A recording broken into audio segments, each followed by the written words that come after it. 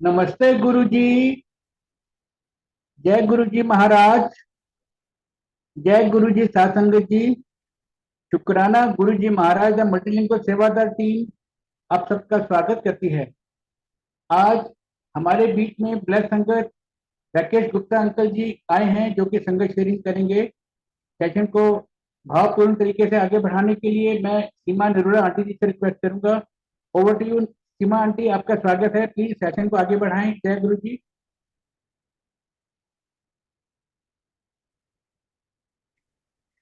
जय जय गुरु जी। नमस्ते प्यारे गुरु जी। गुरु जी की सारी प्यारी संगत को भी हाथ जोड़कर नमस्ते। अमृत नाम तेरा सोही गावे, जो साहिब तेरे मन भावे। जैसा कि इस शब्द से कहा है कि गुरु जी का नाम और उनके नाम की महिमा केवल वो कर सकता है जिसको मालिक स्वयं चुनते हैं और हुक्म करते हैं। तो आज गुरु जी की आज्ञा से राकेश अंकल हमारे साथ अपनी ब्लेसिंग्स और गुरु जी के चरणों में बिताए हुए पलों की यादों को शेयर करने के लिए आए हैं। हम हाथ जोड़कर और सर झुकाकर अंकल का वेलकम करते हैं और बिना कोई वक्त जाया किए मैं अंकल से रिक्वेस्ट करूंगी कि वो खुद को अनम्यूट करें और अपनी वाणी से हमें महाराज के दर्शन कराएं। जय गुरु जी। नमस्ते uncle. Please unmute yourself Rakesh uncle. Over to you. सबसे पहले गुरु जी को सादर प्रणाम और संगत को नमस्कार कि गुरु जी की कृपा से मैं बड़ा सौभाग्यशाली हूँ कि मुझे आज मौका मिला है गुरु जी के साथ जो मैंने अपने पल बिताए हैं उसको शेयर करने के लिए। जैसे आंटी ने बताया कि गुरु जी की जिसके ऊपर विशेष कृपा हो वही गुरु जी का नाम जप सकता है या भज सकता है। सिमिलरली गुरु जी के दरबार में जब गुरु जी फिजिकल रूप में थे तब भी या आज की डेट में भी गुरु जी के दरबार में वही संगत पहुंच सकती है जिसको गुरु जी बुलाना चाहें या गुरु जी जिसके ऊपर अपनी कृपा बिखेरना चाहें। किसी के कहने से कोई गुरु जी के दरबार में नहीं जाता। जैसे हमारा और वो गोल्डन डे होते हैं जिस दिन कोई गुरु जी के दर्शन करे, गुरु जी के दरबार में जाए, गुरु जी के सत्संग में जाए, गुरु जी के बड़े मंदिर में जाए, गुरु जी के किसी भी प्रोग्राम में जाए, that is the golden day of that person और संगत। हमारे साथ क्या था, हमारा गोल्डन डे जो है 28 जनवरी 2006 है। लेकिन हमें कोई संगत का ही संगत में से कोई एक अंकल हैं, वो हमें 2001 या 2002 से बोल रहे थे कि हमारे गुरुजी साक्षात भगवान है और आप चलना गुरुजी के दर्शन करने। लेकिन उस टाइम हमारे दिमाग में ये होता था कि जितने भी साधु संत महात्मा पंडित ज्योतिषी वगैरह होते हैं सब फ्रॉड होते हैं और सिर्फ लोगों से पैसा झाड़ते हैं। तो उस चक्कर में हमें लगा भाई ये भी ऐसे ही गुरुजी होंगे, तो इसलिए फिर हम गुरुजी के पास 2001 में नहीं जा सके, 2 में नहीं जा सके, 3 में नहीं जा सके, 4 में नहीं जा सके, 5 में नहीं जा सके। उसके बाद 28 जनवरी 2006 को गुरुजी ने गुड़गांव में लेजर वैली ग्राउंड में आना था। तो जो मेरा दोस्त है, फ्रेंड है, अंकल है संगत की, उन्होंने कहा 3-4 बार फोन किया कि आज गुरुजी गुड़गांव में आएंगे तो आप जरूर आना। तो मैंने अपनी वाइफ से, जैसे संगत में तो सब अंकल आंटी को बोलते हैं, मैंने अपनी आंटी से कहा कि ऐसे ऐसे उसका फोन आया और सत्संग में चलना है। तो आंटी ने पहले मना कर दिया, लेकिन जब 2-3 बार उसका फोन आया तब भी हमारा संगत सत्संग में जाने का कोई अंदर से इच्छा नहीं थी। लेकिन क्योंकि गुरुजी का बुलावा था, जाना ही था, तो हमारे माइंड में थॉट आया चलो चलते हैं, कभी दोस्त नाराज ना हो जाए। मतलब उस टाइम ये था कि दोस्त से नाराजगी ना हो जाए, दोस्त को बुरा ना लगे कि 4-5 बार उसने कहा और हम नहीं गए। तो इस कारण हम गए। और जाने से पहले वाइफ ने एक कंडीशन लगा दी पहले ही कि हम लंगर तो करके ही नहीं आएंगे, तो आप मेरी तरफ देखते रहना, जैसे मैं सारा करूं हम आ जाएंगे वापिस। बस क्योंकि हमने तो बस सिर्फ एक किस्म से जैसे जाते हैं ना हाजिरी लगाने के लिए कि बस दोस्त को शक्ल दिखानी है और आ जाना है। लेकिन जब हम गुरुजी के दरबार में गए लेजर वैली ग्राउंड के अंदर, जैसे ही हमने गुरुजी को देखा और गुरुजी की दृष्टि हमारे ऊपर पड़ी, हम तब से पूरी फैमिली गुरुजी की ही होगी। तो हमें जब गए थे घर से तो हम ये सोच के गए थे कि हमने ये लंगर भी नहीं करना है, ये भी नहीं करना है, वो भी नहीं करना है और हम एकदम आ जाएंगे। लेकिन हमने उधर जल प्रसाद भी लिया, शब्द वाणी भी सुनी, लंगर प्रसाद भी किया और हमें पता नहीं चला कि 3-4 घंटे कब पास हो गए। और उसके बाद जब हम घर पे आते हैं तो गुरुजी की आप कृपा देखो, जब हम घर पे आए मुझे, मेरी वाइफ को और बच्चे उस टाइम छोटे थे हमारे, हमें सबको घर पे आने के बाद ऐसा लगा कि हम राइट में देखें, लेफ्ट में देखें, दाएं देखें, बाएं देखें, ऊपर देखें, नीचे देखें, हमें चारों तरफ इस तरह का महसूस होने लगा कि गुरुजी खड़े हैं या हमें गुरुजी दिखाई देने लगे। तो हमने कहा यार ये क्या हुआ, लेकिन वो गुरुजी की कृपा थी। अब जैसे मैं बता रहा था कि गुरुजी के दरबार में गुरुजी की इच्छा के बिना कोई नहीं पहुंच सकता, सिमिलरली गुरुजी का के दरबार में हमारा आने का 28 जनवरी 2006 अप्रोक्सीमेटली मॉर्निंग के 11 बजे का टाइम फिक्स था। तो उस टाइम हम गए और गुरुजी की जो कृपा, एक बार गुरुजी को देखने के बाद तब से हम गुरुजी के साथ ही कनेक्टेड हैं और गुरुजी को ही मानते हैं और गुरुजी को ही भगवान मानते हैं। और अपने एक्सपीरियंस के बेस पे मैं बता रहा हूँ कि जो हमारे गुरुजी हैं वो साक्षात भगवान है। भगवान क्यों है, हमने अपनी आंखों से देखा है। अब भगवान में कई विशेषताएं होती हैं कि जो केवल भगवान में ही हो सकती हैं। जैसे पहला कि सिर्फ भगवान ही अपीयर हो सकते हैं at more than one place at particular point of time. जैसे गुरुजी के बारे में आपने सुना होगा कि गुरुजी एम्पायर स्टेट में भी होते थे, जलंधर में भी होते थे। इवन एक बार तो ऐसा भी हुआ कि गुरुजी एम्पायर स्टेट दिल्ली में भी थे और यूएसए में भी किसी हॉस्पिटल का इनॉग्रेशन करके आए, same day same point of time. लेकिन ये हमने सुना था, लेकिन हमें लगता है यार ऐसे कैसे हो सकता है। लेकिन गुरुजी ने मुझे अपनी आंखों से दिखाया। एक बार गुरुजी ने मुझे 2006 में डबल दर्शन दिए। डबल दर्शन मीन्स कि एक अलग ड्रेस में थे गुरुजी, दूसरे अलग ड्रेस में थे, और पिंक वाले ड्रेस वाले गुरुजी ने भी मेरे से बात की और रेड वाले गुरुजी ने भी मेरे से बात की। तो ये कौन कर सकता है भगवान के अलावा। गुरुजी के पैर कभी जमीन पे नहीं टिकते थे। तीसरा, जितने भी भगवान हैं, जैसे भगवान राम हुए, भगवान कृष्ण हुए, जितने भी देवी देवता हैं, वो जब अपना चोला छोड़ते हैं जाते हैं, वो अपनी गद्दी किसी को नहीं देके जाते। सिमिलरली हमारे जो गुरुजी हैं, क्योंकि गुरुजी साक्षात भगवान है और भगवान हमेशा पहले भी थे। गुरुजी ने अपने वचनों में भी कहा है, सौम्य में पहले भी सी, आज भी हूँ, हमेशा रहूंगा। तो भगवान हमेशा होते हैं, हर टाइम होते हैं, पास्ट में भी थे, आज भी हैं और आने वाले टाइम में भी रहेंगे। और हमारे गुरुजी ही भगवान है, सबसे सुप्रीम अथॉरिटी है। सारे और जो देवी देवता सब गुरुजी के अंडर है, गुरुजी के कंट्रोल में। तो यदि हमने गुरुजी ने हमें बुलाया अपने पास, तो नेचुरली जो भी संगत गुरुजी के साथ कनेक्टेड है उसमें कुछ ना कुछ तो ऐसा होगा कि गुरुजी ने उसको सिलेक्ट किया। क्योंकि हम भगवान का हाथ छोड़ सकते हैं, लेकिन यदि भगवान ने एक बार हमारा हाथ पकड़ लिया तो भगवान नहीं छोड़ता, या भगवान हमें उल्टे रास्ते पे नहीं जाने देता। अब जैसे हमारे गुरुजी भगवान है, अब कई बार हम सोचते हैं कि हमारा ये काम हो जाए और वो काम नहीं होता, तो हम कहते हैं पता नहीं गुरुजी क्यों नहीं करते हैं। क्योंकि हमें नहीं पता। गुरुजी ये कहते हैं कि आप सिर्फ दीवार तक का देख सकते हो कि दीवार तक क्या है, लेकिन मैं पीछे का भी देख सकता हूँ। अब मान लो कोई गुरुजी के पास गया और गुरुजी को कहे कि, जैसे एक प्रैक्टिकल भी हुआ किसी के साथ, संगत के साथ ही, कि गुरुजी के पास गया, उसको पैसा चाहिए था, प्रमोशन चाहिए थी। अब गुरुजी ने उसको बच्चा दिया, उसको ब्लेस किया, यू आर ब्लेस्ड विद ए सन। अब वो सोचने लगा शायद गुरुजी को मतलब मेरी लैंग्वेज समझ नहीं आई, क्योंकि तो पंजाबी बोलते हैं, मैंने इंग्लिश में बोला कि मुझे प्रमोशन और पैसा चाहिए। लेकिन गुरुजी को हर लैंग्वेज समझ आती थी, हर की बात समझ आती थी, लेकिन गुरुजी का जवाब देने का अंदाज अलग होता था।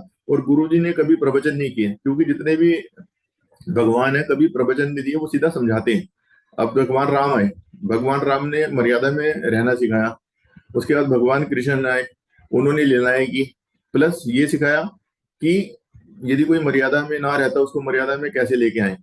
सिमिलरली हमारे गुरुजी ने, अब कलयुग में जैसे गुरुजी पृथ्वी लोक पे आए और महाशिव हैं, गुरुजी ने मर्यादा में रहते हुए भगवान राम की तरह मर्यादा में रहे और कृष्ण जी जैसी लीलाएं की। और गुरुजी का, जैसे भगवान राम ने जब धनुष तोड़ा था, सिर्फ सबको धनुष टूटता भी नजर आया, ये नहीं नजर आया कि कब धनुष उठाया और कब धनुष तोड़ा। सिमिलरली हमारे गुरुजी जिसको भी ब्लेस करते थे, किसी को कैंसर है, कैंसर क्योर किया तो उसका कैंसर क्योर हो जाता था। गुरुजी ये नहीं कि उसको कुछ देते थे कि भाई ये कर ले वो कर ले, क्योंकि गुरुजी कहते थे मैं प्रैक्टिकल गुरुजी हूँ, और गुरुजी सब चीजें प्रैक्टिकल दिखाते थे, प्रैक्टिकल करते थे। और जो गुरुजी का मंदिर है, बड़ा मंदिर, ये अपने आप में एक यूनिक मंदिर है, और मैं गारंटी के साथ कह सकता हूँ पूरे वर्ल्ड में ऐसा मंदिर नहीं मिलेगा। रीजन बीइंग, ये यूनिक क्यों है, इस मंदिर के अंदर कोई पंडित नहीं है, दुनिया भर के जितने भी मंदिर हैं हर के अंदर आपको पंडित मिलेंगे, और गुरु जी के मंदिर में कोई पंडित नहीं है। दूसरा, गुरु जी के मंदिर में कोई घंटी नहीं है। एक हर मंदिर में घंटी होती है। तो एक बार गुरु जी से किसी ने पूछा कि गुरु जी, हर मंदिर में घंटी होती है और आपके मंदिर में घंटी नहीं है, इसका क्या कारण है? गुरु जी ने कहा, लोग सोचते हैं कि भगवान सोता है तो उसको उठाने के लिए घंटी बजाते हैं, लेकिन मैं तो 24 घंटे संगत के लिए, मतलब मैं तो एक पल भी रेस्ट नहीं लेता, मैं तो 24 घंटे जागता हूँ, तो इसलिए घंटी की कोई जरूरत नहीं है। तीसरा, हर मंदिर में हर जगह जाओ, वहां पे होते हैं दान दक्षिणा के लिए कि आप जो जितना ज्यादा देगा उसकी उतनी ज्यादा वैल्यू होगी। लेकिन गुरु जी के मंदिर के अंदर चाहे छोटा आदमी हो बड़ा आदमी हो, अमीर हो गरीब हो, प्राइम मिनिस्टर ऑफ इंडिया हो या पोस्टमैन हो, कोई हो, सबके लिए सेम लाइन है, सबको सेम लंगर मिलता है, कोई डिस्क्रिमिनेशन नहीं होता। ये कहीं नहीं हो सकता। और गुरु जी के मंदिर में जो प्रसाद भी मिलता है वो भी अपने आप में यूनिक है। जैसे जब हम जाते हैं, चाय प्रसाद मिलता है, जो लंगर प्रसाद होता है वो भी एक प्लेट में 4 लोग शेयर करते हैं।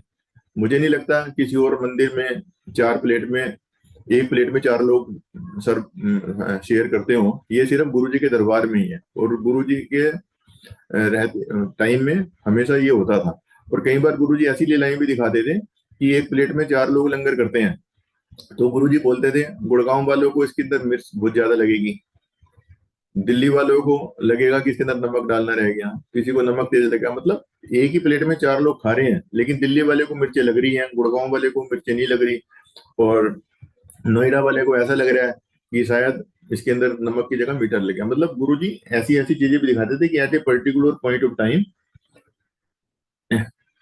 हर संगत को अलग अलग लगता था। और जैसे भगवान के पास 6 चीजें होती हैं, जन्म मरण लाभ हानि यश और अपयश। गुरु जी ने संगत को दिखाया कि मैं, जिनके बच्चे नहीं हो सकते थे गुरु जी ने उनको संतान दी, जिनको डॉक्टरों ने डेड डिक्लेयर कर दिया था उनकी लाइफ एक्सटेंड की, जिनका पैसा का नुकसान हो गया था उनको पैसा दिया, जिसको यश दिलवाना था उसको यश दिलवाया। जैसे मनमोहन सिंह जो प्राइम मिनिस्टर इंडिया के रहे हैं, तो गुरुजी ने ही उन्हें ब्लेस किया था, you will become prime minister of India. और जब वो आए थे गुरुजी के पास, तो उनकी वाइफ ने बोला था कि ये तो पॉलिटिक्स से बहुत दूर है, ये तो पीएम बन ही नहीं सकते, लेकिन वो पीएम बन गए। तो मतलब गुरुजी का मुंह से निकला हुआ एक एक वर्ड पत्थर की लकीर है, और जो उन्होंने कह दिया वो 100% सत्य है। उसके बाद जैसे मेरा जो दो, जैसे हम लेजर वैली ग्राउंड में गए, उसके बाद जब मैं फर्स्ट टाइम एम्पायर स्टेट गया, तो जैसे ही मैं एम्पायर स्टेट में गया, गुरुजी बैठे थे, जैसे मैंने मत्था टेका, मुझे आवाज सुनाई दी, आओ कंपनी सेक्रेटरी। मैं by profession chartered accountant plus company secretary हूँ, लेकिन मैंने हमेशा एज ए चार्टर्ड अकाउंटेंट ही काम किया था, एज ए कंपनी सेक्रेटरी कभी काम नहीं किया था। क्वालिफिकेशन दोनों है। लेकिन गुरुजी ने मुझे बुलाया, आओ कंपनी सेक्रेटरी।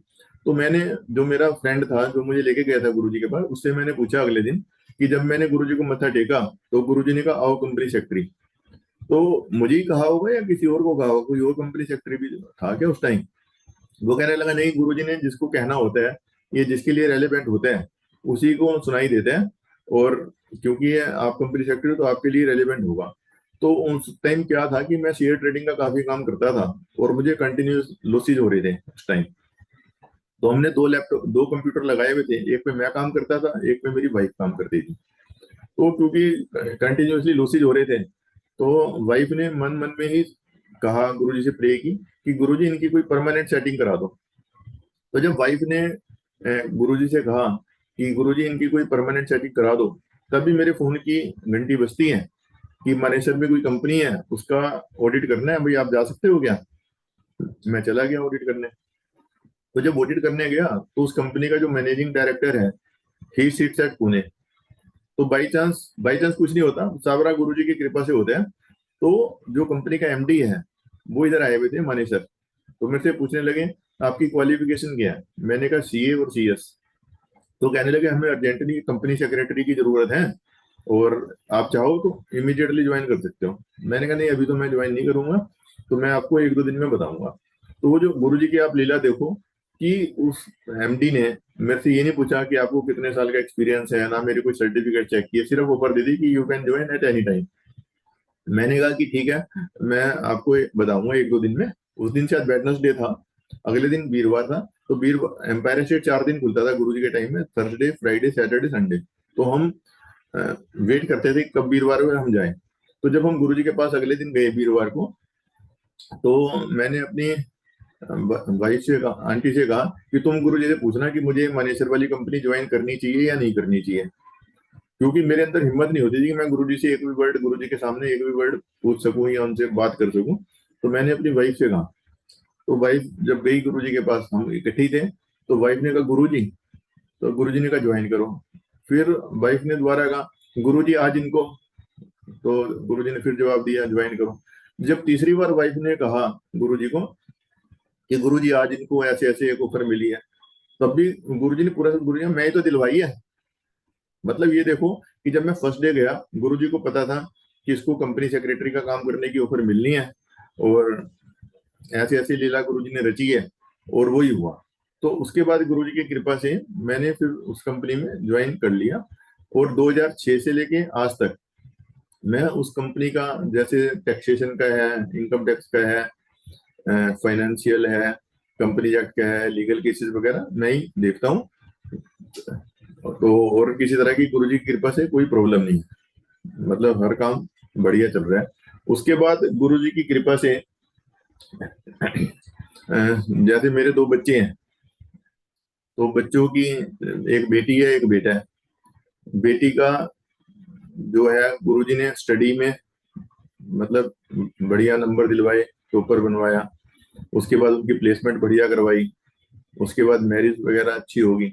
उसके बाद बेटी है, बेटी की भी फैमिली है, एक बच्चा हुआ।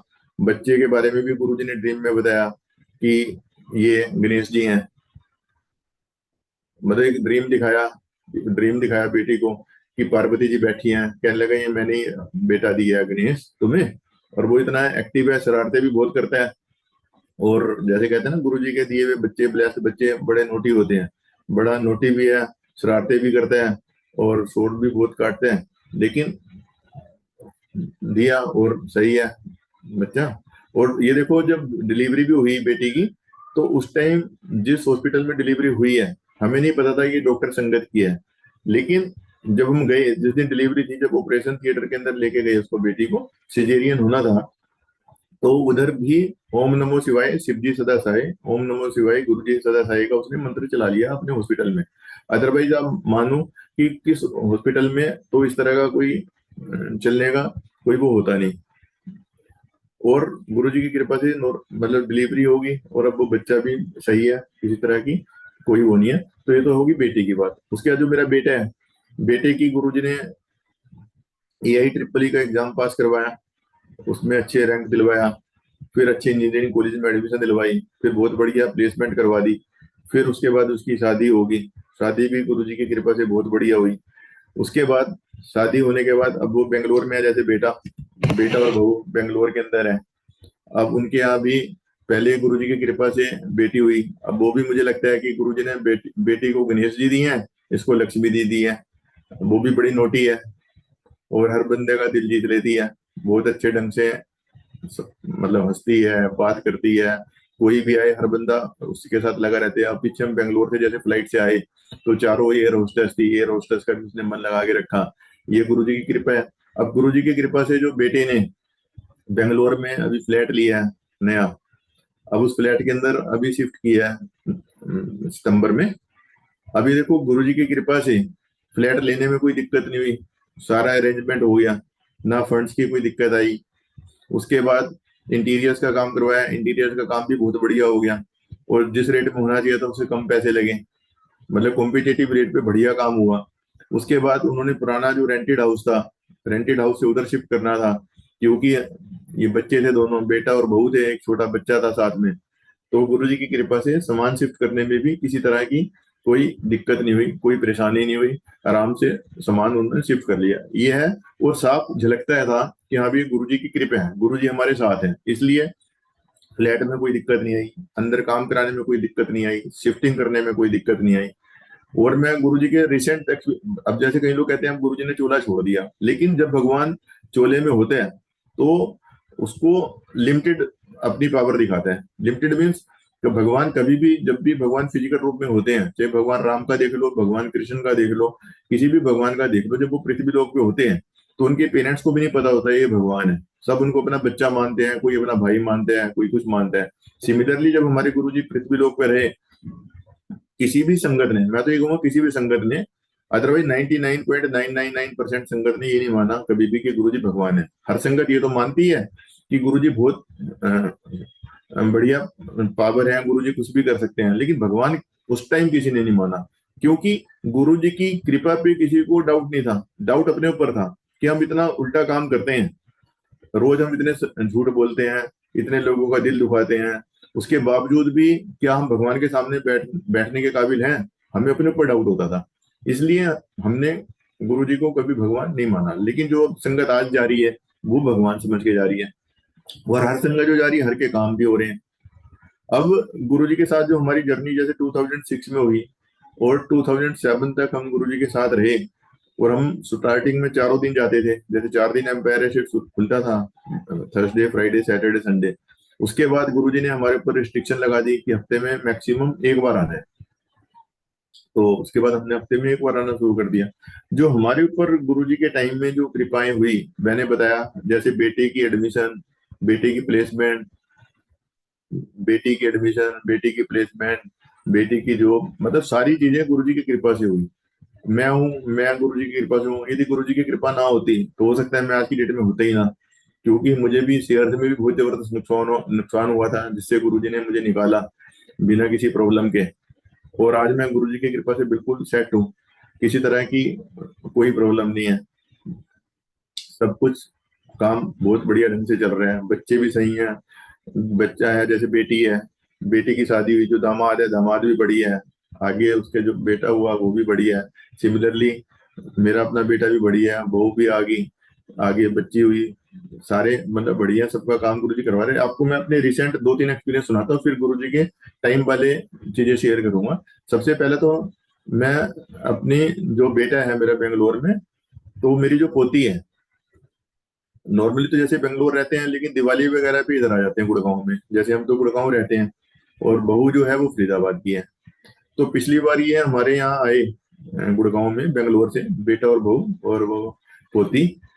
तो उसका घर में वो भागती बहुत तेज है, तो जब भागी तो पैर उसका स्लिप हुआ, तो हाथ में फ्रैक्चर हो गया उसके। तो इमीडिएटली हम हॉस्पिटल में गए, तो डॉक्टर ने प्लास्टर वगैरह कर दिया।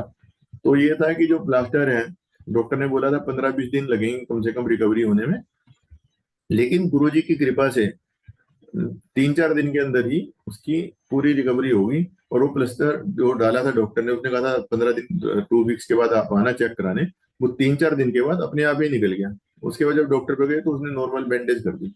ये है गुरुजी की कृपा। उसके बाद अब रिसेंटली, अब दिवाली पे इस बार हम बेंगलोर गए थे, जब वापसी वापसी में हम इधर ही आगे सारे गुड़गांव के अंदर, हम बेटा बहू और मेरी पोती। तो इस बार भी वो घर के अंदर जो है, जैसे इधर से उधर भाग रही थी, तो उसकी बेड में मतलब आंख टकराई। अब आप यदि उसकी फोटो देखो, मतलब जो डॉक्टर को भी जिसके पास हमने दिखाया, किसी को ये भरोसा नहीं था कि जो बेड पे उसकी लगा, तो ऊपर भी बहुत जबरदस्त उसकी चोट लगी, आंख के नीचे भी लगी, लेकिन आंख बच गई। और जिससे भी पूछा, उससे कहा इसके अंदर तो रिकवरी में बहुत टाइम लगेगा, और हमें तो ये डाउट था कि कोई निशान ना पड़ जाए या कुछ ना हो जाए। लेकिन वो सिर्फ आज मेरे ख्याल से 7-8 दिन हुए होंगे, 4-5 दिन में ही वो बिल्कुल क्योर होगी। ना उसके ऊपर दवाई लगाने की जरूरत है, ना कोई निशान नजर आ रहे हैं। ये कौन कर सकता है? भगवान कर सकता है, गुरु जी कर सकते हैं। सिर्फ ये गुरु जी के अंदर भरोसा होना मस्ट है। इसी तरह अब मेरी जो बेटी है गुड़गांव में, तो वो कार ड्राइव कर रही थी। अब जब कार ड्राइव कर रही थी तो वो तो गाड़ी सही चला रही थी, लेकिन एक्सीडेंट तब भी हो जाता है जब दूसरा कोई है वो गाड़ी सही ना चला रहा हो। तो वो अपने घर जा रही थी, तो वो गाड़ी चला रही थी, दो बाइकर आ गए। अब बाइकर से टक्कर होगी। अब जब बाइकर गिरे तो उनके थोड़ी बहुत ही चोट भी लगी। अब पुलिस वाले आ गए, पुलिस वाले देख रहे थे। पुलिस वालों ने कहा ठीक है, अभी गलती आपकी नहीं है, गलती तो बाइकर की ही है, दोनों की। लेकिन यदि गाड़ी का और बाइक का एक्सीडेंट हो जाए तो हम यही मानते हैं कि गाड़ी वाले की गलती है। अदरवाइज तो क्या आता है, पुलिस वाला बेटी को भी ले जाता थाने, हॉस्पिटल। तो खैर मैं भी पहुंच गया, दामाद भी पहुंच गया। तो हम मतलब वो बेटी को तो उसने छोड़ दिया, फिर मतलब मैं और दामाद हॉस्पिटल गए, और गुरुजी की कृपा से जिनका एक्सीडेंट हुआ दोनों बच्चों का, तो वो मतलब शाम तक रिकवर हो गए, सही हो गए। और उसके बाद वो अपना घर पे चले गए।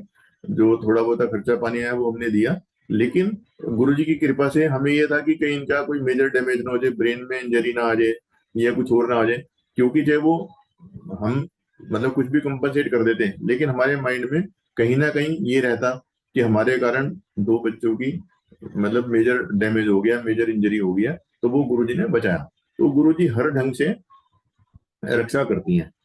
एक ये है कि गुरुजी क्या है, गुरुजी ने मतलब कभी प्रवचन नहीं दिए, गुरुजी ने छोटी छोटी बातें बताई हैं कि हमें अपनी लाइफ को कैसे चलाना चाहिए, हमें लाइफ के अंदर क्या करना चाहिए, किस टाइप से हमें करना चाहिए, ताकि हम गुरुजी के बिल्कुल नजदीक पहुंच सकें, या गुरुजी के साथ हम अपना अच्छे ढंग से कनेक्शन जोड़ सकें।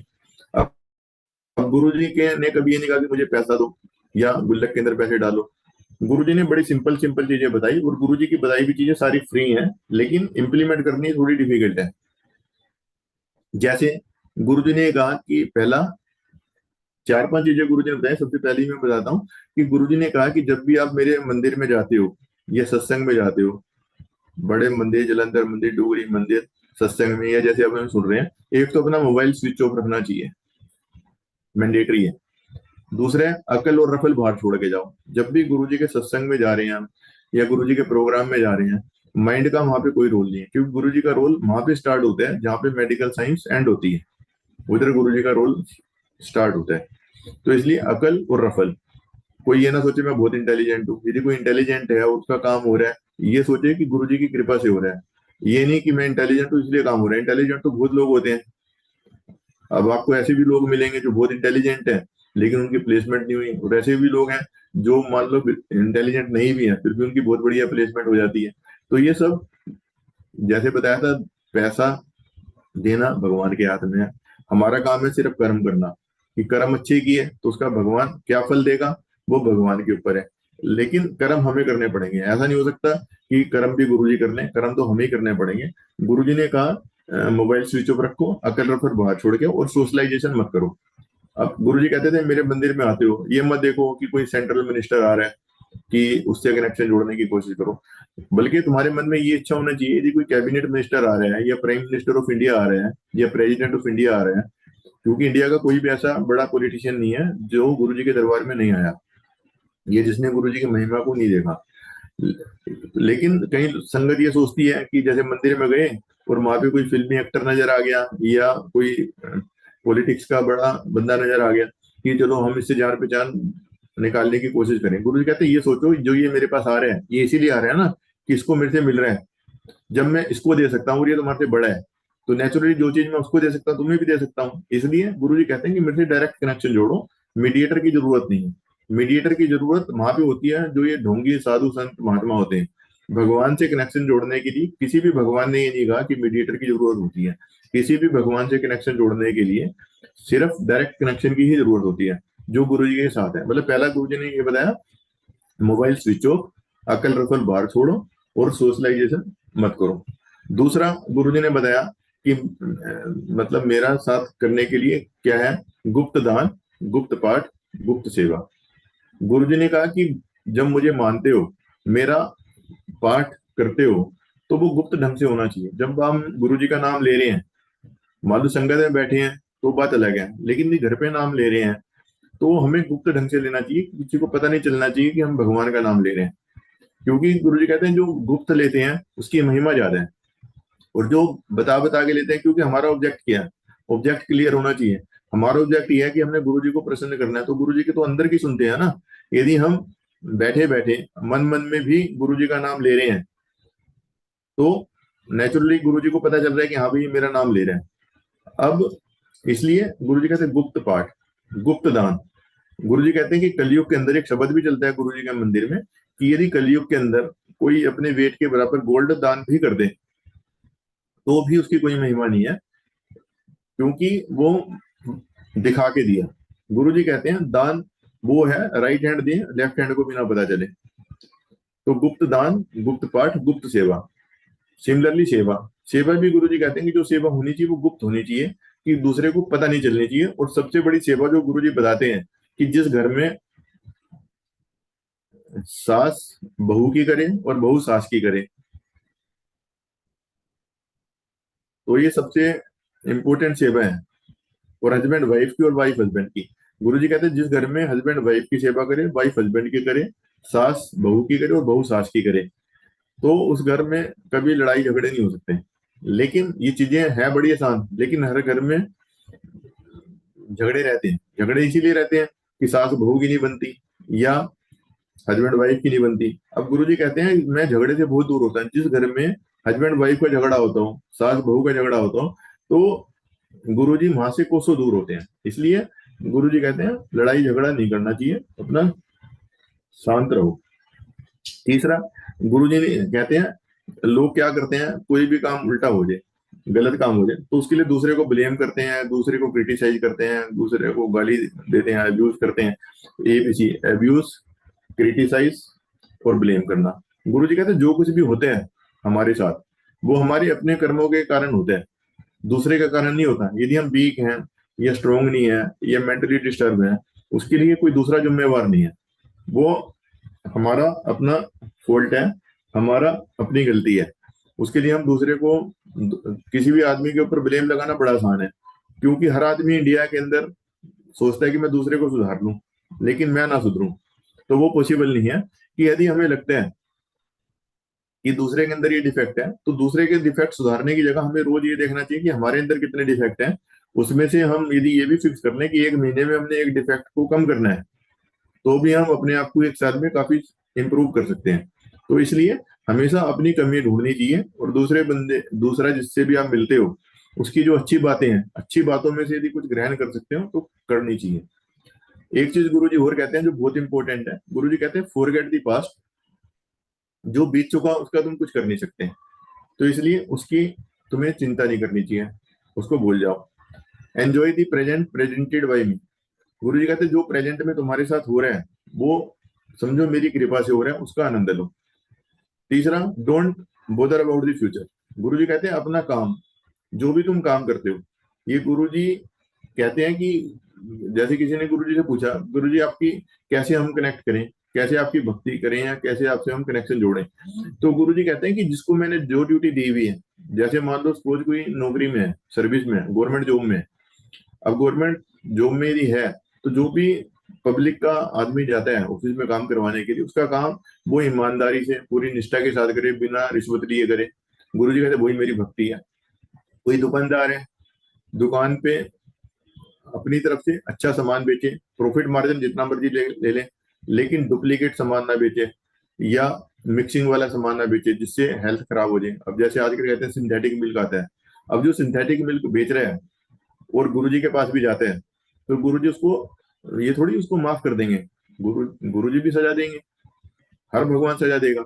मतलब जो सजा है हमारे अपने, जो गुरुजी कहते हैं मैंने जिसको जो ड्यूटी लगाई है, चाहे कोई बिजनेस में है, कोई प्रोफेशन में है, कोई सर्विस में है, कोई हाउस वाइफ है।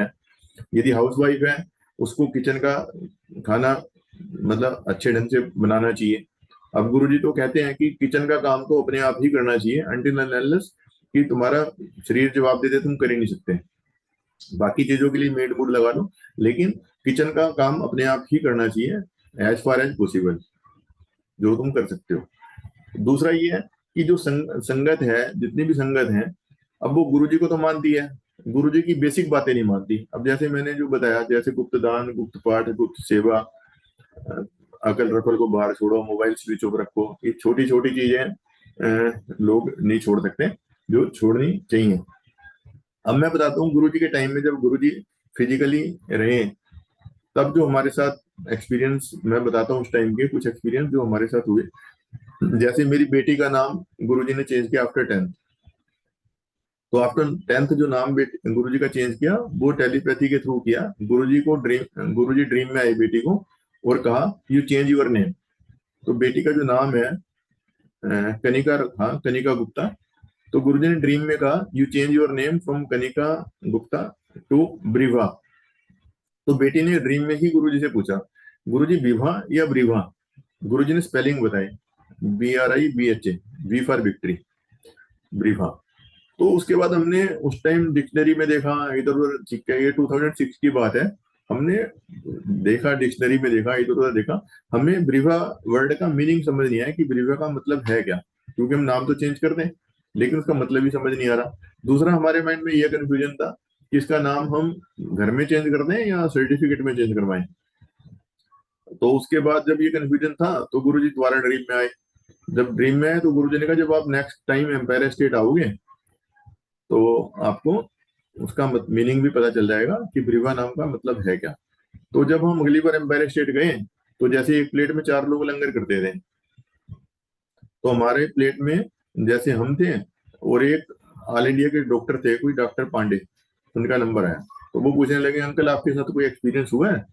हमने कहा हमने तो अभी तो हमें तो महीने के करीब हुआ है गुरुजी के पास आए हुए, और जब से आए हैं तो बहुत अच्छा लग रहा है।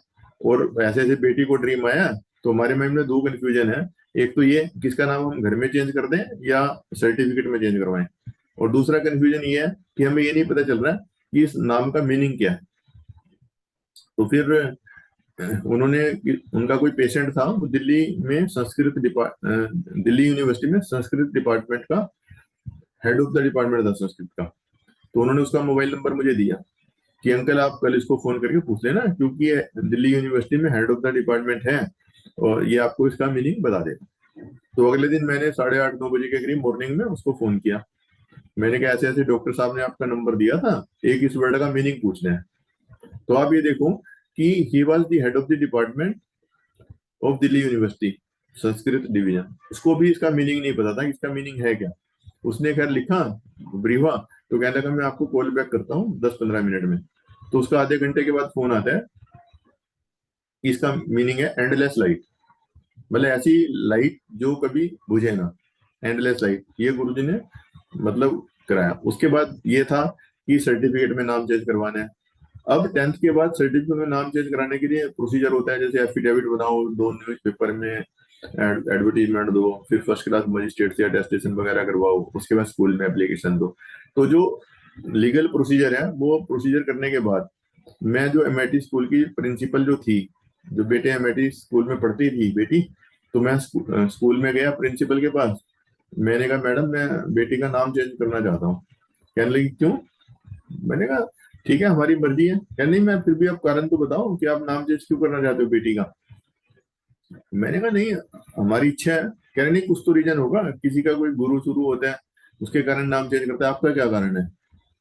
तो मैंने कहा कारण तो हमारा भी यही है, लेकिन हमारे जो गुरुजी हैं वो गुरु शुरू नहीं है, वो साक्षात भगवान शिव है, भगवान Shiva in the physical form. कहने लगे ये कैसे हो सकता है कि भगवान Shiva in the physical form? मैंने कहा हो नहीं सकता, ऐसा है। तो मैंने आपके पास क्या प्रूफ है? मैंने प्रूफ यही है कि आप हमारी एप्लीकेशन भेजो सीबीएसई में और बेटी का नाम चेंज हो जाएगा। तो कहने लगी मैं आपको गारंटी देती हूँ कि आप सीबीएसई के ऑफिस के जितने मर्जी चक्कर काट लो, आपके जूते घिस जाएंगे, लेकिन बेटी का नाम चेंज नहीं हो सकता। तो मैंने कहा ठीक है। तो कहने लगे आप बताओ इनके बारे में। तो मैं गुरुजी के जो हमारे साथ एक्सपीरियंस हुए थे वो मैंने प्रिंसिपल के साथ शेयर किए। आधा पौना घंटा वो मेरे से मतलब गुरुजी के बारे में सुनती रही। कोई भी आए तो जो अटेंडेंट था उसको बोल दिया कहते मैं मीटिंग में हूँ। खैर अल्टीमेटली उसने हमारी एप्लीकेशन भेज दी सीबीएसई में, और मेरा मोबाइल नंबर उसने नोट कर लिया। तो उसके बाद 8-10 दिन के बाद मेरे मोबाइल का फोन आता है। तो मुझे लगा उसने ये बताने के लिए फोन किया होगा कि नाम चेंज नहीं हुआ, क्योंकि वो कह रही थी हो ही नहीं सकता। वो कह रही होगी ठीक है देखो मैं, मेरी बात ठीक हुई है कि नाम चेंज हो नहीं सकता। लेकिन मुझे कहने लगी फोन उठाती कि सर मुझे ये बताओ कि आपकी किसकी सिफारिश थी। मैंने कहा क्या हुआ? कहने लगी हमने 8-10 बच्चों का नाम भेजा था चेंज करने के लिए, सबका रिजेक्शन आ गई, लेकिन आपकी बेटी का नाम चेंज हो गया सीबीएसई में आफ्टर 10th। और ये मुझे भी इतना टाइम हो गया टीचिंग लाइन के अंदर, आज तक ऐसा नहीं हुआ कि 10th के बाद नाम चेंज हो जाए सीबीएसई के रिकॉर्ड के अंदर, कि लोगों के जूते घिस जाते हैं। मैंने कहा मैडम मैं तो सीबीएसई का ऑफिस भी नहीं देखा, मैं तो उसके बाहर से भी नहीं निकला। तो अभी देख लो गुरुजी की कृपा से जो काम सीबीएसई के ऑफिस में चक्कर काटने से भी नहीं हो सकता, पैसे दे के भी नहीं हो सकता, वो गुरुजी ने हमारा काम घर बैठे करवा दिया। उसके बाद ये नाम चेंज हो गया। उसके बाद उसकी +2 होगी बेटी की। उसके बाद गुरुजी ने उसको बोला था कि एमबीए करने के लिए, गुरुजी से पूछा था उसने एक दिन गुरुजी मैं एमबीए करूं या सीए करूं। तो बोले MBA। तो उसके बाद फिर बीकॉम ऑनर्स में उसने एडमिशन ली। अब बीकॉम ऑनर्स में भी एडमिशन जब उसने ली कॉलेज के अंदर, तो उसको पहले ड्रीम के थ्रू की संगत के थ्रू मैसेज आ गया था कि इसका एडमिशन गुरुजी ने मैत्री कॉलेज में करवाया और मैत्री कॉलेज में सीट रखी भी है। अब आप ये देखो कि जब लिस्ट निकली, कट ऑफ लिस्ट जो निकलती है, कट ऑफ लिस्ट उनकी गलत निकल गई। उनका कट ऑफ निकलनी थी 97%, लेकिन वो गलती से 79% निकल गई और बेटी के नंबर थे 86.2%। तो उसकी एडमिशन वहां पे होगी। और उसके बाद उनको अपनी गलती का पता चला, पुलिस वालों को जब गलती का पता चला, तो उसके बाद उन्होंने फर्दर एडमिशन पे स्टे लगा दिया कि अब हम फर्दर की नहीं करते, एक एडमिशन तो हमारी गलती से होगी।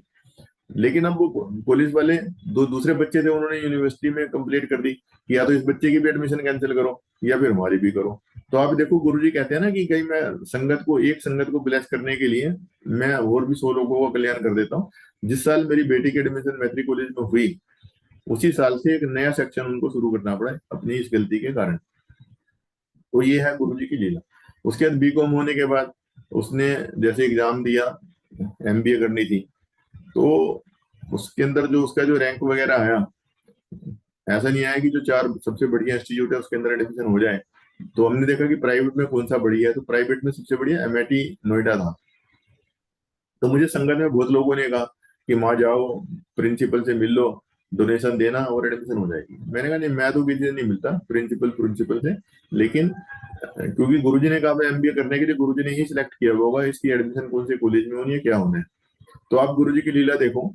तभी मेरे बेटे का, जब मैंने बेटी की एडमिशन करवानी थी MBA में, तभी मेरे बेटे का +2 का रिजल्ट आया और इसने भी अपने मतलब स्कूल में टॉप किया और डिस्ट्रिक्ट में टॉप किया। तो जो MIT की जो प्रिंसिपल थी, डायरेक्टर थी, जो MIT यूनिवर्सिटी की भी डायरेक्टर है, उसका बच्चे को कॉन्ग्रेचुलेशन देने के लिए घर पे फोन आया। तो मेरे मोबाइल पे आया, कहने लगे मुझे अर्पित गुप्ता से बात करनी है, तो उसको कॉन्ग्रेचुलेशन देनी है। मैंने चलो अर्पित से तो मैं बात करवाता हूँ, पहले मेरे से बात कर लो। मैंने कहा जो मेरी बेटी ने भी आपके स्कूल से किया था, उसने भी टॉप किया था, तब आपने कहा था कोई भी काम हो तो बताना। अब उसकी MBA में एडमिशन करानी है और उसके नंबर 2-3% कम है। तो कहने लगी ठीक है, आप फॉर्म भर दो, उनको कह देना कि मेरी ऐसे ऐसे बात हो गई है, तो मैं आपको अप्रूव कर दूंगी, और मुझे आप जो एप्लीकेशन फॉर्म भरोगे उसका नंबर दे देना, एप्लीकेशन फॉर्म नंबर जल्दी भर देना। ठीक है। तो उसके बाद हमने जब फॉर्म भरा तो उन्होंने फॉर्म दे लिया। लेकिन MBA में एडमिशन लेने की जो कट ऑफ, एक कैट की आती है, एक मैट की आती है। उसके बाद बेटी ने मैट का भी दिया था। मैट में उसके नंबर इतने बढ़िया आए कि उसका रूटीन में एडमिशन हो गया। और उसके बाद जब एडमिशन उसका हो गया तो मैंने उसको फोन नहीं किया, जो प्रिंसिपल डायरेक्टर थी MIT की। तो आप देखो, उसका डायरेक्टर का मेरे मोबाइल पे फोन आता है कि आपने ये कहा था कि आपने अपनी बेटी की एडमिशन करानी है, अब एक ही सीट रहेगी है, तो फिर एडमिशन नहीं होगी, आप मुझे आज ही उसका नंबर बता दो। मैंने कहा उसकी तो एडमिशन होगी। वो हैरान थी, कह रही हमारे यहाँ तो एडमिशन हो नहीं सकती यदि किसी 1-2% नंबर भी कम हो। मैंने कहा नहीं, उसके मैट में नंबर अच्छे आ गए थे तो इसलिए उसकी एडमिशन हो गई है। तो आप गुरुजी की ये लीला देखो कि जब बेटी की एलिजिबिलिटी नहीं थी तो भी उसको एडमिशन दिला दी, और ताकि उसको ये ना लगे कि मैं सिफारसी हूँ, उसके लिए फिर मैट में उसको ज्यादा नंबर दिलवा दिए। मतलब उसकी मेरिट के बेस पे भी एडमिशन होगी, और यदि मेरिट ना होता तो भी एडमिशन करा दिया। उसके बाद तब रिसेशन चल रहा था, जब रिसेशन चल रहा था तो भी बेटी को गुरुजी की कृपा से 3 जगह उसका सिलेक्शन हो गया। बैंक ऑफ बड़ौदा में हुआ, एक रिवेल इंडिया में हुआ, एक जगह और था, वहां पे होता होता रह गया था। तो हमें बल्कि लगा था कि हाँ होना चाहिए था। लेकिन बाद में जो वो कंपनी थी, जो तीसरी कंपनी थी, उन्होंने बच्चे सिलेक्ट तो कर लिए थे लेकिन ज्वाइन ही नहीं करवाया किसी को। और लेकिन गुरुजी की कृपा से हमें था बेटी है, चलो सरकारी में चले जाए, तो इसने बैंक ऑफ बड़ौदा ज्वाइन कर लिया। तो ये बैंक ऑफ बड़ौदा में इसने सर्विस की। उसके बाद मतलब सब कुछ इसका सही रहा, फिर HDFC बैंक ज्वाइन किया। छोटा बच्चा है, उसके कारण अब इसने ब्रेक लिया। लेकिन गुरुजी की कृपा से मतलब स्टडी से लेके आज तक सब कुछ बढ़िया चल रहा है। सिमिलरली जो मेरा बेटा है, उसने इंजीनियरिंग करनी थी +2 के बाद, उसको एग्जाम दिलाया AIEEE का। जिस दिन रिजल्ट आना था, रिजल्ट से पहले दिन, मुझे आज भी ध्यान है, उसका रैंक था शायद 5603। तो उसको ड्रीम के थ्रू या हमें मतलब ड्रीम के थ्रू ये आ गया था कि इसका रैंक ये है और उसके लिए एनआईटी कुरुक्षेत्र में सीट रखी हुई है। तो और इलेक्ट्रॉनिक एंड कम्युनिकेशन में उसको एडमिशन दिलानी है, क्योंकि हमारा था कंप्यूटर साइंस में दिलाएंगे, लेकिन गुरुजी का मैसेज आया कि इलेक्ट्रॉनिक एंड कम्युनिकेशन में करा, तुमने ईसी ही उसने स्ट्रीम लिया। और आप ये देखो गुरुजी की कृपा से उस वहां पे भी बहुत अच्छे मतलब टॉपर भी कह सकते हैं, मतलब टॉप 3 में तो रहा ही है वो हमेशा। तो उधर भी मतलब इंजीनियरिंग में भी मतलब बहुत बढ़िया मार्क्स आए उसके, और एनआईटी कुरुक्षेत्र में फर्स्ट 3 में ही वो रहा हर एग्जाम के अंदर। और उसके बाद जब प्लेसमेंट स्टार्ट हुई तो दुनिया भर की कंपनियां आती हैं। हमने पूछा उसे कौन सी कंपनी आ रही है, कह रहा टीसीएस। हमने क्यों नहीं बैठा, कह रहा नहीं मैं तो एक फ्री स्केल कंपनी आएगी उसके अंदर ही बैठूंगा। हमने कहा भी तू सोच रहा है कि फ्री स्केल में बैठेगा, बाई चांस उधर सिलेक्शन नहीं, फिर क्या होगा? क्योंकि कैंपस प्लेसमेंट हो जाए तो आगे भी फिर सही रहता है, कैंपस प्लेसमेंट ना हो तो फिर दिक्कत हो जाती है। लेकिन उसका इतना जबरदस्त डिटर्मिनेशन था, मतलब गुरुजी की कृपा से जो बेटा है उसका डिटर्मिनेशन इतना स्ट्रॉन्ग है कि जो चीज उसने करनी हो वो हो जाती है। और मेहनत भी वो करता है, जैसे गुरुजी कहते हैं कर्म तो करने पड़ेंगे, कर्म तो वो करता है। मेहनत मेहनत भी उसने पूरी की, लेकिन मेहनत करने के बाद सफलता जो दिलवाई है, सक्सेस दिलवाई, वो गुरुजी ने दिलवाई। उसके बाद टीसीएस आई और कंपनी आई, किसी में नहीं वो बैठा, बल्कि हम उसको कहते थे भाई तू उसमें बैठना चाहिए था, कम से कम एक कंपनी का तो प्लेसमेंट होना चाहिए। लेकिन वो कह रहा, बेटा बोलता था नहीं पापा ये रूल है कि यदि एक के अंदर सिलेक्शन होगी फिर दूसरे में बैठ नहीं सकते। कि ड्रीम कंपनी को ये था कि इसको 5 लाख से ऊपर का पैकेज मिलते, उसे ड्रीम कंपनी बोलते थे उस टाइम पे, तो वो फिर वो दूसरे में बैठ नहीं सकता। उसके बाद जब फ्री स्केल कंपनी आई जिसके अंदर ये बैठना चाहता था, अब वो कंपनी इतनी बढ़िया कंपनी थी कि इनके यहाँ से बहुत बच्चों ने अप्लाई किया उस कंपनी के अंदर। मेरे ख्याल से 250 बच्चों के करीब ने अप्लाई किया। तो उनका सवेरे से 8 बजे से स्टार्ट हो गया था, 3-4 रिटन टेस्ट हुए, 3-4 इंटरव्यू के हुए। तो जैसे वो पहला उसका टेस्ट हुआ, पहला सही हो गया, दूसरा हुआ सही हो गया, तीसरा हुआ सही हो गया, चौथा हुआ सही हो गया, फर्स्ट इंटरव्यू हुआ सही हो गया, दूसरा हुआ सही हो गया, ग्रुप डिस्कशन है सही होगी। उसके बाद जब चौथा इंटरव्यू हुआ तो उन्होंने इंटरव्यू कमेटी वालों ने जो क्वेश्चन पूछे उससे, बेटा बताता है कि मुझे ऐसा लग रहा था कि क्वेश्चन तो इंटरव्यू कमेटी वाले पूछ रहे थे लेकिन जवाब गुरुजी दे रहे थे। अब वो ऐसे कि उन्होंने पूछा कि बेटे आपका एकेडमिक रिकॉर्ड तो बहुत अच्छा है, जैसे कि प्लस 10th में भी नंबर बहुत अच्छे थे, +2 में भी टॉपर रहा था ये। तो कहा जी आपका एकेडमिक रिकॉर्ड तो बहुत अच्छा है, लेकिन जो रिटर्न टेस्ट हुआ ना उसमें एक पेपर के अंदर ना आपके नंबर थोड़े कम है, आपने एक दो क्वेश्चन बिल्कुल गलत किए हैं, जबकि आपके गलत होने नहीं चाहिए थे, क्योंकि एकेडमिकली आप बड़े स्ट्रॉन्ग हो।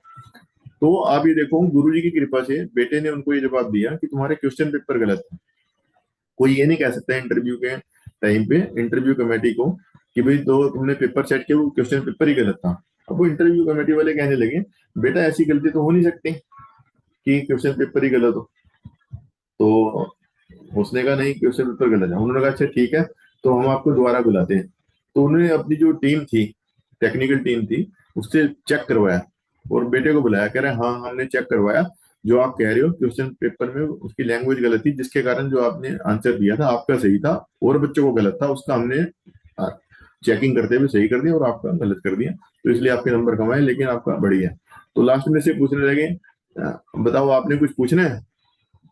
इसने कहा I just want to shake hand with you. तो वो जो टीम का हेड था इंटरव्यू कमेटी का उसने से हाथ मिलाया बच्चे से, और हालांकि वो लिस्ट बाद में लगाते हैं कि कौन बच्चा पास हुआ, कौन फेल हुआ, कौन सिलेक्ट हुआ, कौन डिसिलेक्ट हुआ, लेकिन इसको हाथ मिला के तभी कह दिया यू हैव बीन सिलेक्टेड। और अब जो बेटा है उस कंपनी में गुरुजी की कृपा से लग गया, और वो इनके कैंपस में जो कंपनियां आई थी उनमें से सबसे बढ़िया कंपनी थी, सबसे ज्यादा पैकेज देती थी, जिसके अंदर वो लगा। अब आप उसके बाद गुरुजी की लीला देखो।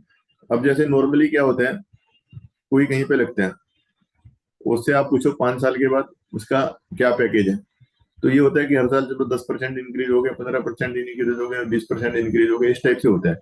लेकिन गुरुजी की कृपा से क्या हुआ, ये फ्री स्केल में लगा था, तो फ्री स्केल कंपनी को एक्वायर कर लिया एनएक्सपी कंपनी। एनएक्सपी कंपनी है वो भी फॉरेन कंपनी थी, फ्री स्केल भी फॉरेन कंपनी थी, मल्टीनेशनल कंपनी थी, उसको उससे बड़ी कंपनी ने एक्वायर कर लिया, वो उसमें मर्ज होगी। तो जब कोई छोटी कंपनी बड़ी कंपनी में मर्ज होती है तो एम्प्लॉइज को भी बड़ी कंपनी के बेनिफिट मिलने शुरू हो जाते हैं। तो सिमिलरली मेरे बेटे को 1-1.5 साल के बाद ही लगा, फ्री स्केल में था, लेकिन फ्री स्केल से ऑटोमेटिकली गुरुजी ने उसको प्रमोट करा के एनएक्सपी कंपनी में भेज दिया। और वहां पे उसका पैकेज भी बढ़ गया प्लस रैंक भी इंक्रीज हो गया। उसके बाद 2-3 साल के बाद कोई बेंगलोर में जिस कंपनी में वो आज की डेट में काम करता है, तो वहां से उसने अप्लाई किया होगा, तो इंटरव्यू के लिए कॉल आई, तो उससे पूछा व्हाट इज योर एक्सपेक्टेशन। तो आप ये देखो, यदि किसी आदमी का पैकेज है और कोई पूछे व्हाट इज योर एक्सपेक्टेशन, तो वो 25% 30% इंक्रीज करके बताएगा कि इतना पैकेज चाहिए। तो इसने जितना प्रेजेंट पैकेज था उससे डबल या 2.5 गुने के करीब पैकेज बताया कि मेरी ये एक्सपेक्टेशन है, क्योंकि इसका ये था मैंने बेंगलोर जाना ही नहीं, लेकिन अब गुरुजी ने इसको बेंगलोर भेजना था। तो आप ये देखो कि नई कंपनी वालों को इसने बेटे ने अपना जो पैकेज है एग्जिस्टिंग पैकेज से डबल की डिमांड की। उसके बाद 2-3 दिन के बाद उधर से फोन आ जाता है कि यू हैव बीन सिलेक्टेड। फिर उसके बाद वो कहते हैं इमीडिएटली ज्वाइनिंग करनी पड़ेगी। तो इसने कहा कि मुझे तो फिर वहां पे पैसे मेरी सैलरी कटेगी। तो उन्होंने कहा कोई बात नहीं, हमें इमीडिएटली ज्वाइन करवाना है, जो उधर सैलरी कटेगी वो हम आपको दे देंगे। तो आप ये देखो, गुरुजी की कृपा से बेटे की स्टडी, बेटे की प्लेसमेंट, बेटे की मैरिज, बेटे की जॉब, सब कुछ बढ़िया चल रही है। और आगे जो है पोती दी गुरुजी ने, वो बढ़िया होगी। बेटी को बच्चा दिया, वो बढ़िया हो गया। मतलब दोनों को फैमिली भी प्रोवाइड कर दी, और गुरुजी की कृपा से दामाद भी बढ़िया है, बहू भी बढ़िया है, और सब कुछ सही हो रहा है। दोनों का अपना घर बनवा दिया। बेटी को पिछले साल गुरुजी ने घर दिलवाया था नया, बेटे को इस साल दिलवा दिया। उनको भी शिफ्टिंग में कोई दिक्कत नहीं हुई थी, इनको भी शिफ्टिंग में कोई दिक्कत नहीं हुई। लोगों को परेशानी हो जाती है, सामान इधर उधर हो जाते हैं, एग्जर्शन होती है बिना किसी एग्जर्शन के। उसके बाद मैं बताता हूँ कि गुरुजी की जिसके ऊपर कृपा हो, या गुरुजी को जिसके साथ कनेक्शन हो। अब बच्चे भी जो छोटे छोटे होते थे ना, उनको भी गुरुजी से इतना प्यार होता था। मैं अपने बच्चों का बता रहा हूँ, एक बार मुझे रात को 11 साढ़े 11 बजे के करीब, मेरा बेटा उस टाइम तो छोटे छोटे ही थे, स्कूल जाते थे, क्योंकि इनका पैसे तो लेके जाना अलाउड नहीं था, क्योंकि गुरुजी के टाइम में बच्चों के ऊपर स्ट्रिक्टली बैन था कि छोटे बच्चे लाने अलाउड नहीं है, और कोई हिम्मत भी नहीं करता था कि छोटे बच्चे को ले जाए। तो उस दिन हम गुरुजी के दरबार से आए, मैं और वाइफ। तो 11 साढ़े 11 बजे मेरा बेटा और बेटी कहने लगे हमने गुरुजी के दर्शन करने हैं। अब इन्होंने कह दिया, तो ये था कि रात को 11 साढ़े 11 बजे थोड़ी जाएंगे, लेकिन गुरुजी का दरबार तो पूरी रात खुलता था। तो खैर मैं उनको गाड़ी में बैठाया और ले गया। अभी जब एम्पायर स्टेट में गए, गुरुजी अपने अंदर आसन में बैठे थे, और जो लोग एम्पायर स्टेट गए हो जिन्होंने देखा होगा, तो पीछे का जो कर्टेन था वो खुला रहता था, कर्टेन।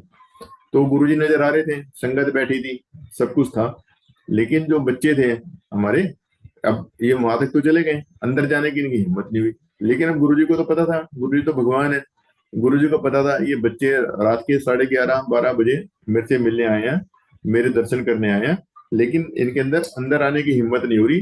तो अब गुरुजी अपने आसन से उठे, और सामने उनका जो रूम था जहाँ पे ड्रेस चेंज करने जाते थे गुरुजी, अपना चोला चेंज करने जाते थे, उठे और उस कमरे की तरफ चले गए चेंज करने।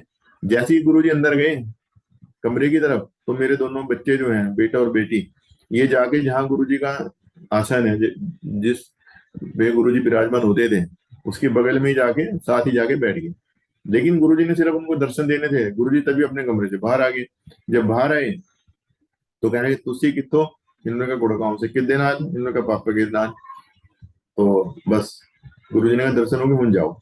मतलब आप ये देखो कि 11:30 बजे हम गए, एम्पायर स्टेट पहुंचते पहुंचते 12 बज गए होंगे। तो गुरुजी को पता था 2 बच्चे आ रहे हैं जिन बच्चों की मेरे से मिलने की बहुत इच्छा है, और गुरुजी ने उनको दर्शन दिए रात के 12 बजे, 12 सवा 12 बजे।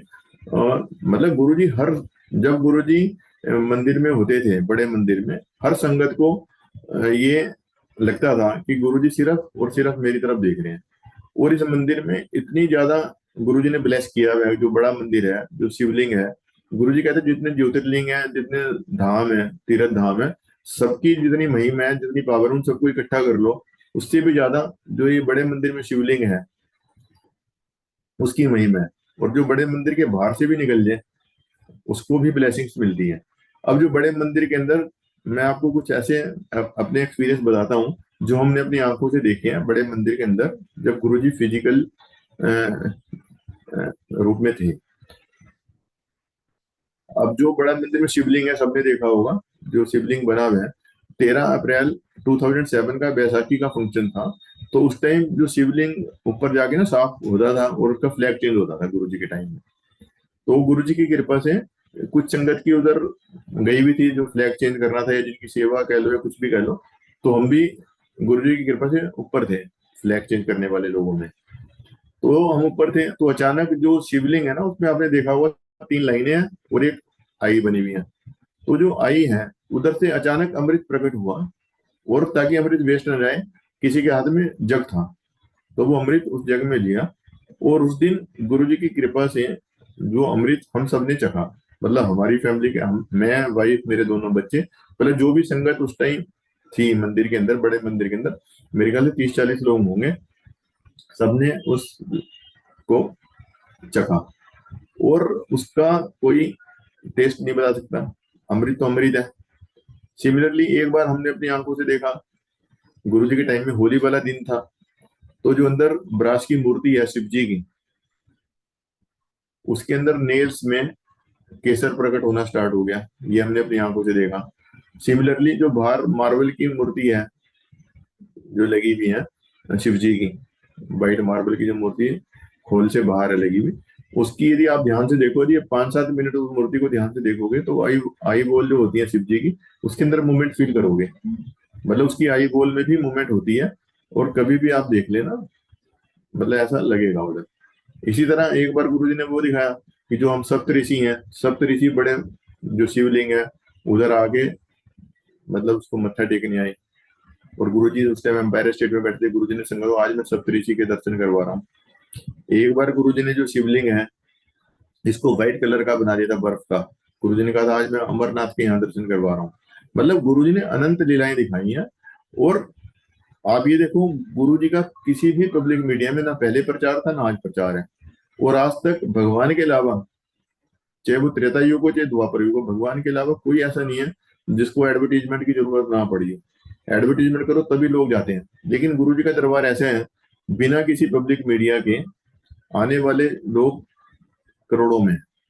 हर कंट्री के अंदर गुरुजी का सत्संग होता है, हर कंट्री के लोग कनेक्टेड है। और मुस्लिम लोग तो कहीं नहीं जाते।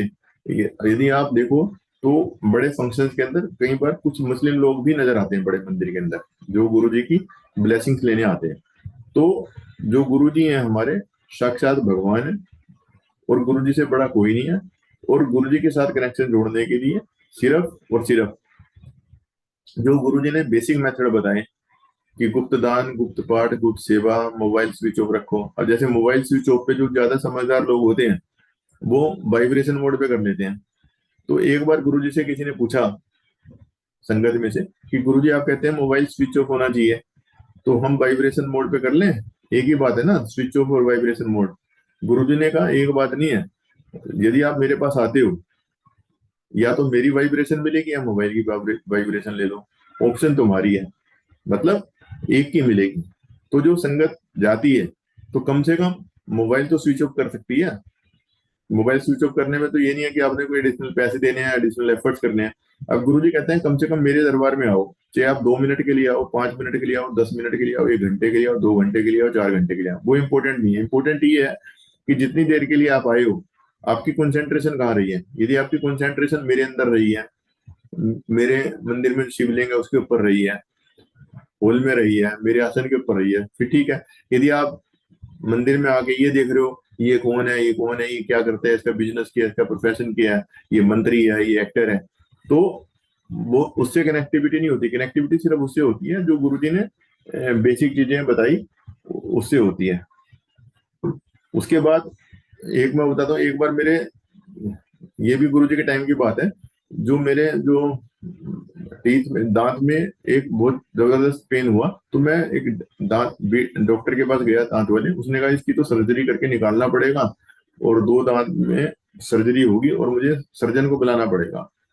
और पेन इतना जबरदस्त था, वो कह रहा पेन किलर खाने से भी आपको दर्द सही नहीं होगा। तो खैर उसने कहा कि आप ठीक है आप बता दो क्या डेट सर्जन से लेनी है, तो सर्जरी करानी पड़ेगी, लेकिन उससे पहले आप अपना बीपी और शुगर चेक करवा लो। तो मैं उस डॉक्टर के बाद टेस्टिंग वाले पे गया बीपी और शुगर टेस्ट करवाने के लिए, तो वो नॉर्मल आया। उसके बाद मुझे किसी ने बताया कि एक होम्योपैथिक का डॉक्टर है उसके पास चले जाओ। तो मैं उस होम्योपैथिक के डॉक्टर के पास गया। उसको जब मैंने बताया भी ऐसे ऐसे प्रॉब्लम है, और डॉक्टर ने बोला, दांतों के डॉक्टर ने बोला कि दांत के नीचे पस पड़ गई है और वो हमारे ट्रीटमेंट से तो निकल नहीं सकती, उसका कोई ट्रीटमेंट नहीं है, तो इसलिए दांत ही निकलवाना पड़ेगा। तो होम्योपैथिक वाला डॉक्टर गुरुजी के अंदाजे में बोला कि ठीक है, मैं आपको ये टेबलेट दे रहा हूँ, एक गोली खाने के 2-3 घंटे में आपका दर्द में फर्क पड़ना शुरू हो जाएगा और 2 दिन में सही हो जाएगा। और जब डॉक्टर के पास तीसरे दिन जाओगे तो वो देख देख के हैरान हो जाएगा कि पस कितने गई। अब आप ये देखो, जैसे गुरुजी बोलते थे ना, वैसे ही उस डॉक्टर ने बोला, और गुरुजी की कृपा से वो मेरा दर्द कहाँ गया। अब ये बात है 2006 में बताया था डॉक्टर ने कि दांत निकलवाना पड़ेगा, और आज भी वो दांत मैंने नहीं निकलवाया, उस बात को 17 ईयर्स हो गए। अब आप ये देखो कि गुरुजी की कृपा है। अब जबकि क्वालिफाइड डॉक्टर ने बताया था कि इसका कोई ट्रीटमेंट नहीं है, दांत आपको निकलवाना ही पड़ेगा, लेकिन गुरुजी की कृपा से सिर्फ होम्योपैथिक मेडिसिन की 1-2 दिन की दवाई से वो मेरा पेन बिल्कुल सही हो गया। तो सुनाने को तो मैं गुरुजी के बारे में मेरे अपने और हमारी फैमिली के इतने एक्सपीरियंस हैं कि जितनी मर्जी देर में सुना सकता हूँ, लेकिन समय की मर्यादा को देखते हुए, क्योंकि अंकल ने बोला था कि अप्रोक्सीमेटली 1 घंटे के करीब एक्सपीरियंस शेयर करने हैं, तो मैं अपनी वाणी को विराम देता हूँ और गुरुजी का दोबारा मैं थैंक्स करता हूँ, और जो अरेंजमेंट कर रहे हैं उनका वो करता हूँ कि जिन्होंने मुझे मौका दिया कि जो मेरे गुरुजी के साथ बीते हुए पल हैं उसको शेयर करने के लिए।